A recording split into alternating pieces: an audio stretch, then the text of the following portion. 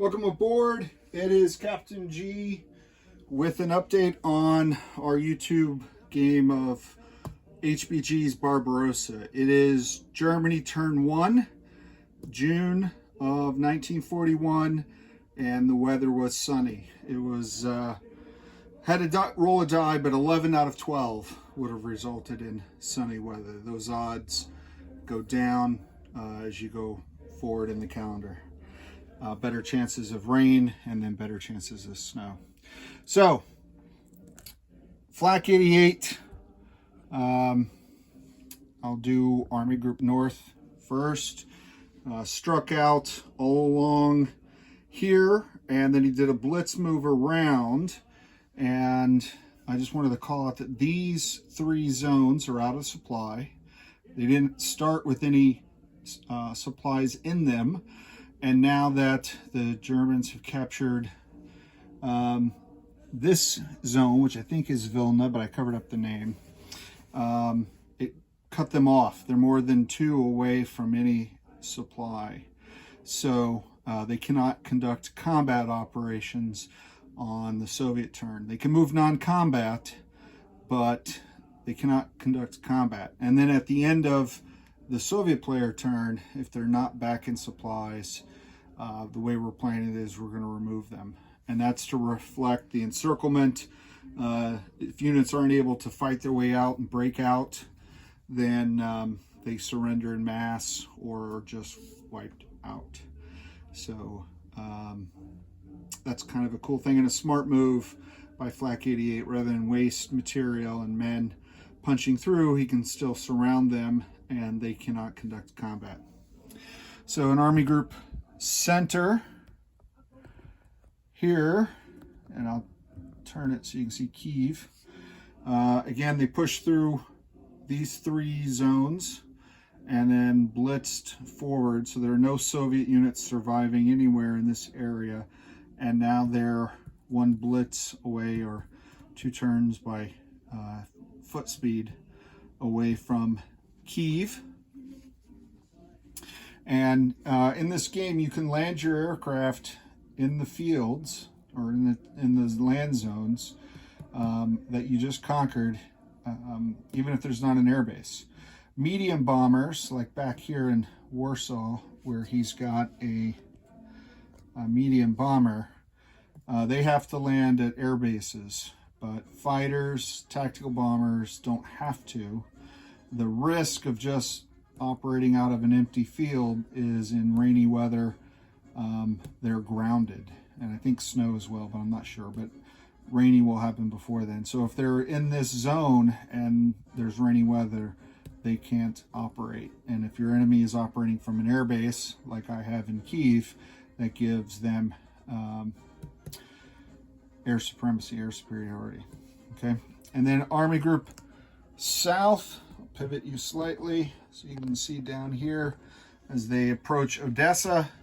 I did in my instructions to him, any survivors from the first assault in any of these attacks would retreat, and the Romanians left some survivors, so some of my force, in particular artillery and armor, which are important, were able to retreat here, and I can further retreat into Odessa. The good thing about Odessa, and I'm playing a little bit forward here in this strategy, is I've got a port here in Sevastopol, and I can ship over some reinforcements by this naval port across the Black Sea to reinforce Odessa and cause him delay. But my main concern is he is going to just streak across the homeland.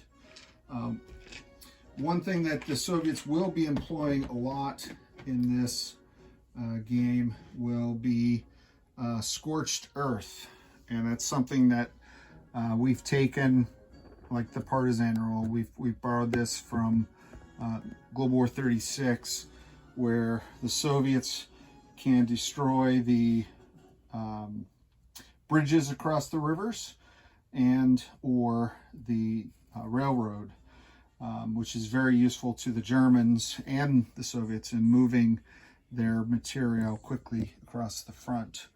you'll see a train, and these engines pull trains across, and I think they have, I shouldn't do this off the cuff, I think they can move 6 units as far as you want them to move, but the units have to start in the same zone as the train. But that moves quickly through the battlefield. But with the Soviets able to, say, destroy all the train tracks around here, the only thing I can't get to are the zones he already controls.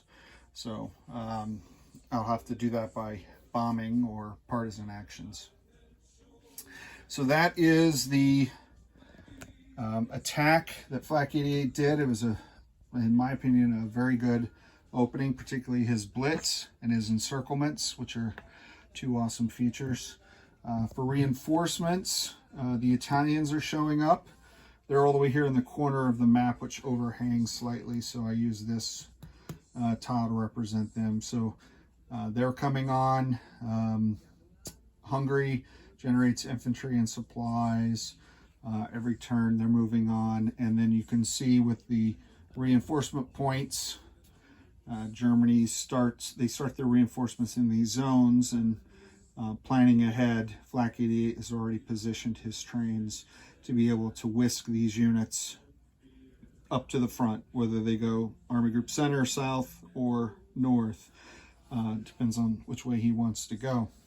For his bombers, he did conduct bombing raids all the way up here in the north in Leningrad. The one in Leningrad, in the city, is Leningrad, but there are 3 districts, if you will, 3 zones in Leningrad. And the Leningrad zone, the capital zone, if you will, that factory has 7 damage, and this one has 9.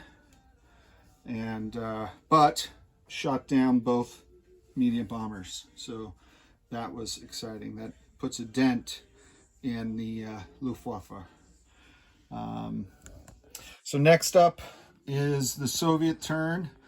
I'll be mapping out what I want to do, where I want to move my forces, and then moving my air. I'll send that to Flak 88.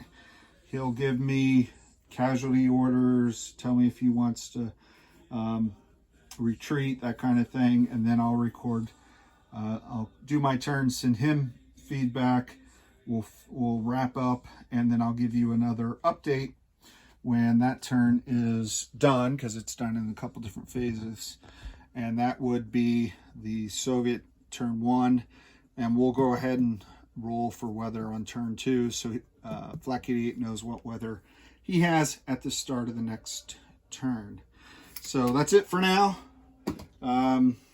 Just because there's a lot going on this first turn, I wanted to break it out German phase by from Soviet phase, and then probably just to give you once a turn update.